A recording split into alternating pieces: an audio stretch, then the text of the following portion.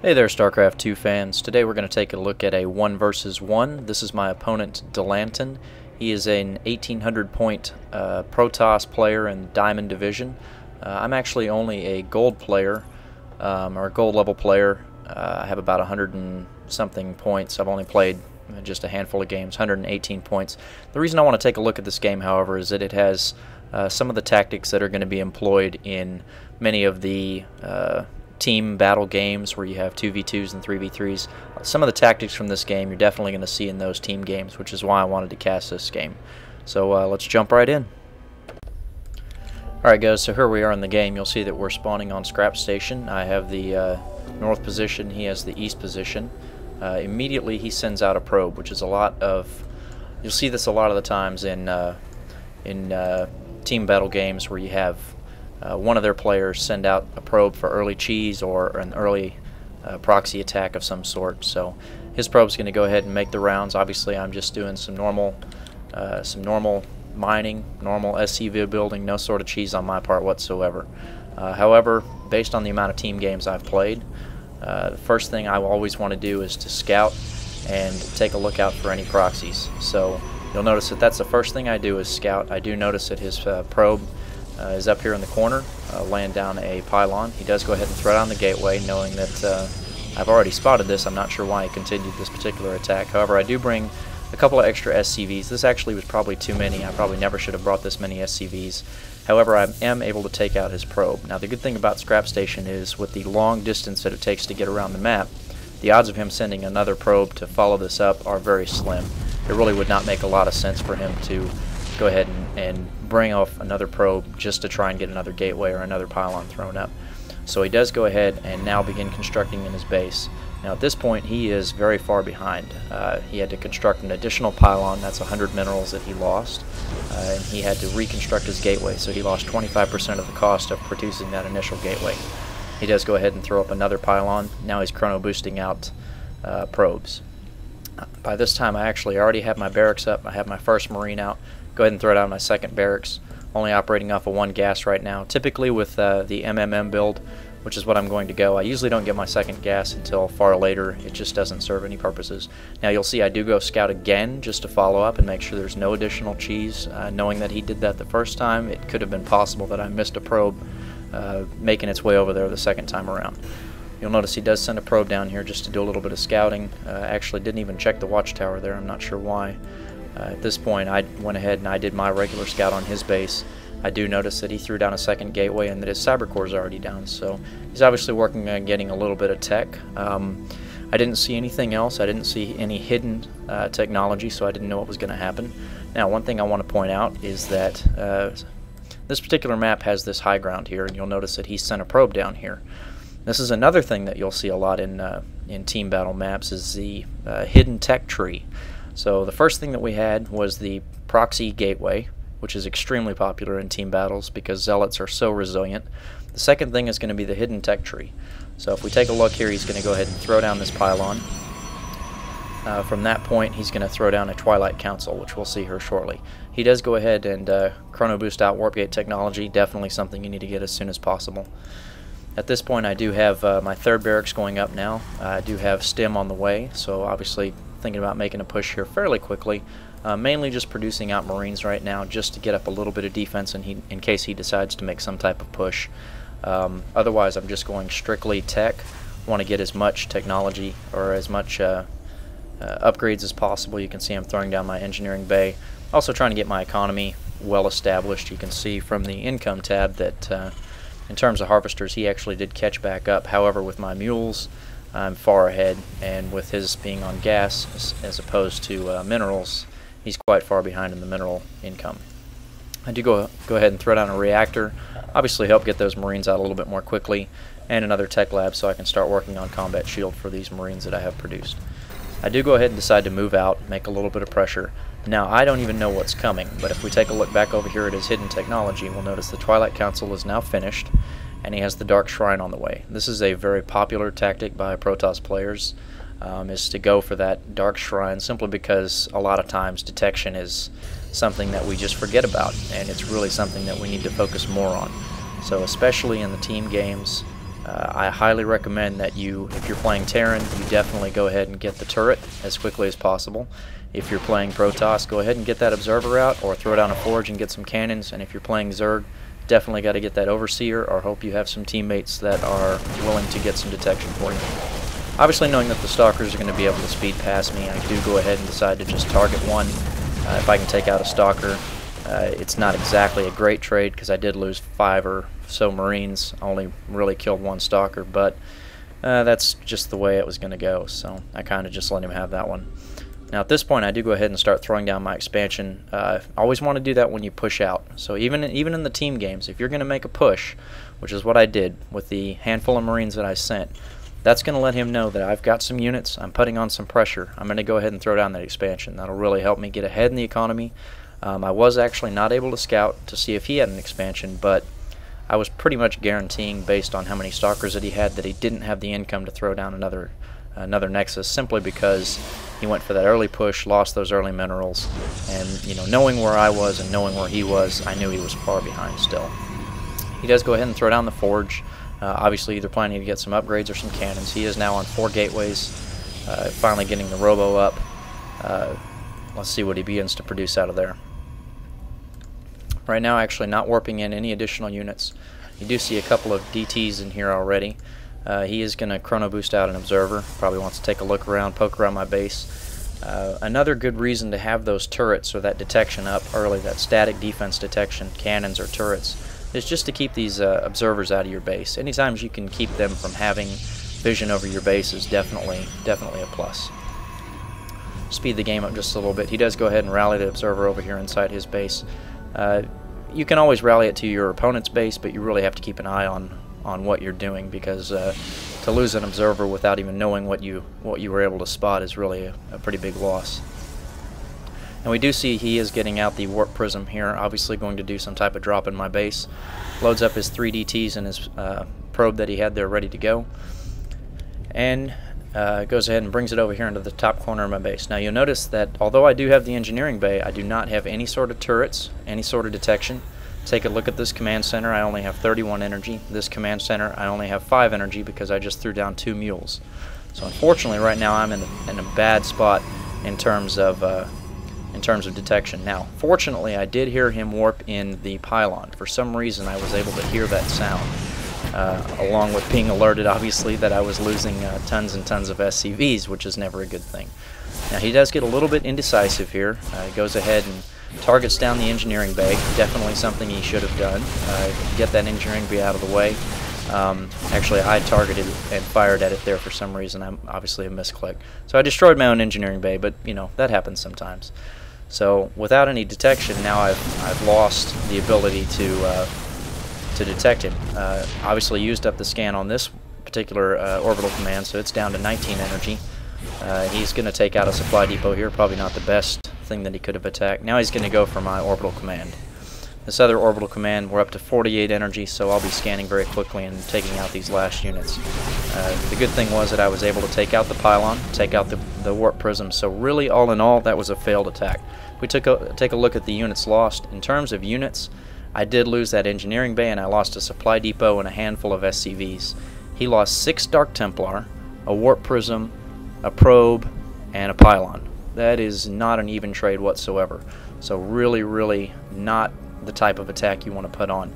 But if your opponent's going to go for that tactic where they're going to throw down Dark Templar or any sort of cloaked unit that you're going to have trouble spotting, you definitely have to have good reaction time. Have to have a good plan as far as what you're going to put up, what you're going to get out to deal with it, and definitely make some quick decisions.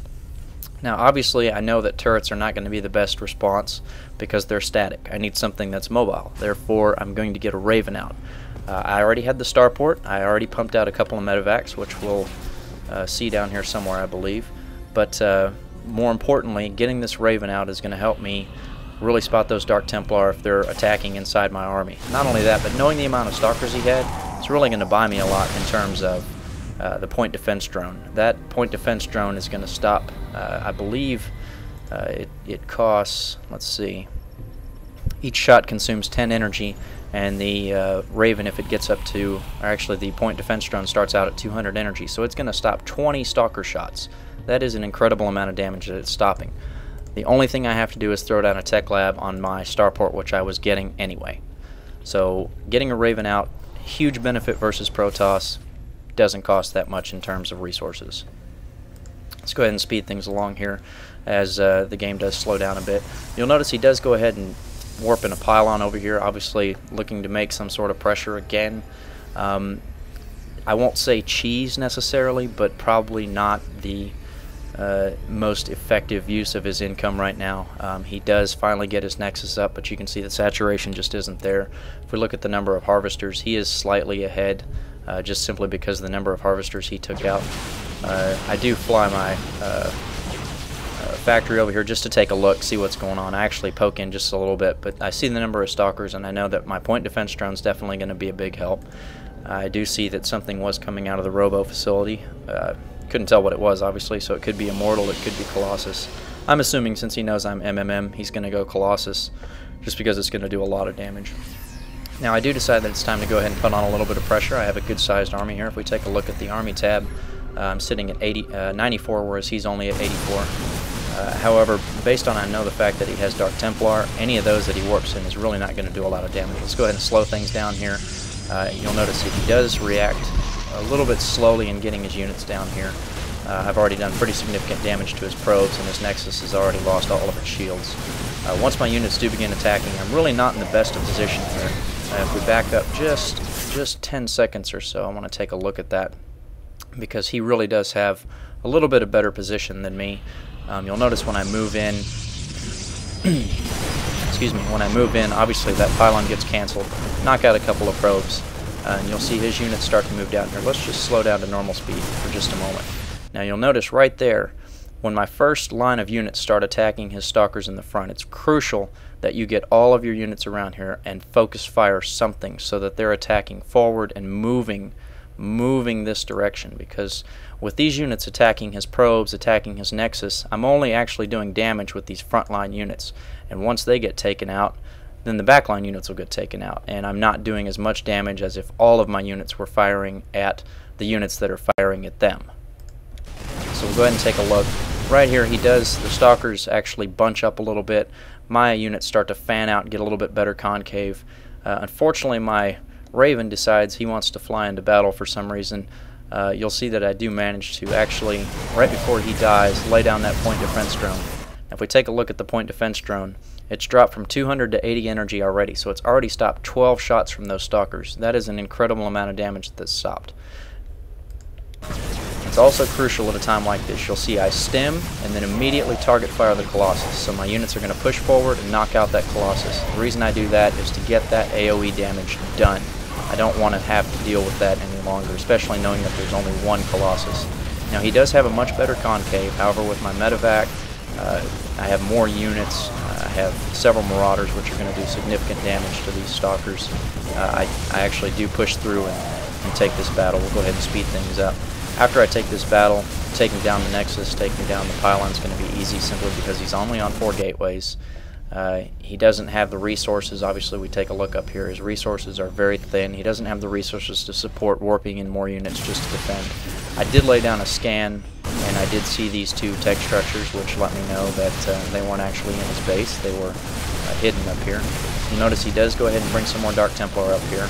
It doesn't take me long to notice that. I definitely want to keep listening for those sounds, because you'll hear those Dark Templar slicing away at your guys. It may take a couple of slices before you hear it, but once you do, you really need to be proactive in throwing down that scan and taking those out as quickly as possible, because the Dark Templar at 45 damage a slice are doing insane amounts of damage, especially when your Marines really only have 55 health. Without the combat shield, that's a one-shot to the Marines. So you definitely want to do your best to throw down that scan and take out that Dark Templar as quickly as possible. Anytime you have a chance to take out some extra buildings, knowing you're not going to take any hits, go ahead and do that. You know, I took out those 2 assimilators. If he has to rebuild those, that's 75 minerals apiece that he's going to have to throw away.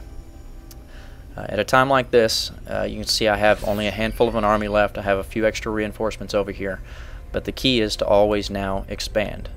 even on multiplayer maps, even when you're doing team battles, expand when you can, because with the limited resources, when you're playing 3v3s and 4v4s, you need to claim those resources before someone else does. I had the minerals, I had the SCV on the way. Go ahead and do it. Throw down that expansion. I don't know what my opponent's doing. I don't know what size army he has in his base. It doesn't matter. I have an opportunity to expand. I've got to do it. I've got to throw down that expansion. 400 minerals is nothing. I've got an army here that's worth way more than 400 minerals.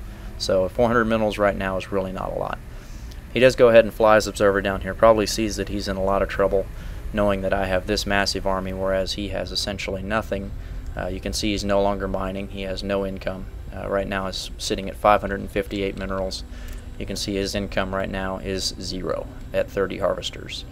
Army size, much higher. If we go over and look at the units lost, most of this is those Dark Templar. The price on those Dark Templar is just way too high. You know, 125. It's the gas that really gets you. You can't afford that all day long. It's just way too much. So let's just go ahead and fast forward a bit. Actually, this game is pretty much over. You'll notice that after I finally do get this expansion up and going, I decide, okay, let's make another push. I've got a significant army. Take a look over here. I've got 142 supply. So let's go ahead and make a push in. I did go ahead and get a Viking, knowing that he had the Colossus. You know, just to counter that. It doesn't have to be anything, you know, terribly fancy. You don't have to do a bunch of Viking micro. Just have that Viking around with your army. If it's going to get off some shots against that Colossus and help you take it down more quickly, then, you know, more power to you. That's going to do a lot more damage. He does get kind of cute. Go ahead and fly down here to this Expo, throw down the Nexus. Yeah, obviously not going to be something that's going to win in the game, but I guess that's just how you roll. I'll go ahead and speed this up, take out the remainder of these units. But like I said, the one thing I wanted to capitalize on in this game was to take a look at just the strategies that were used with the pylon here. He threw down some cannons. I actually missed that. I apologize. Threw down a few cannons, but he never warped in any units, never warped in any backdoor Dark Templar, nothing like that. Really, it was just strictly just what I would consider to be cheese all game long. I mean, he has one. This particular player seems to have one method, which is to go backdoor Zealot or in-base Zealot and opponent-base Zealot with that proxy. And once that fails, Dark Templar seems to be the next plan. And if the Dark Templar fail, then he really has nothing to fall back on. You can see that he didn't expand when he needed to expand. Now, this expansion went down very late. He really should have been to this expansion by the time that I was making that second push. So I think all of these principles really apply to the big team battle games, especially when it comes to proxies. Just that initial scout. You know, all I had to do, I was going to scout anyway, to pull that SCV over into this area of the map, knowing that this is a high potential to be proxied. This is a high potential to be proxied. Even out here is a high potential to be proxied, as well as back here. There's all these places where your opponent can proxy you. You really have to scout those areas. I mean, scouting is one of the most important things that we can do. And if it pulls an SCV off the line for 60 seconds, then so be it. You could be saving yourself the game if you spot a proxy pylon. I mean, it's really, there's no excuse not to do it. I hope you guys enjoyed this cast. I hope you learned a little bit of something. If you have any questions or comments, please leave them in the comment section below. Look forward to casting more games for you guys in the future, and I'll see you guys next time.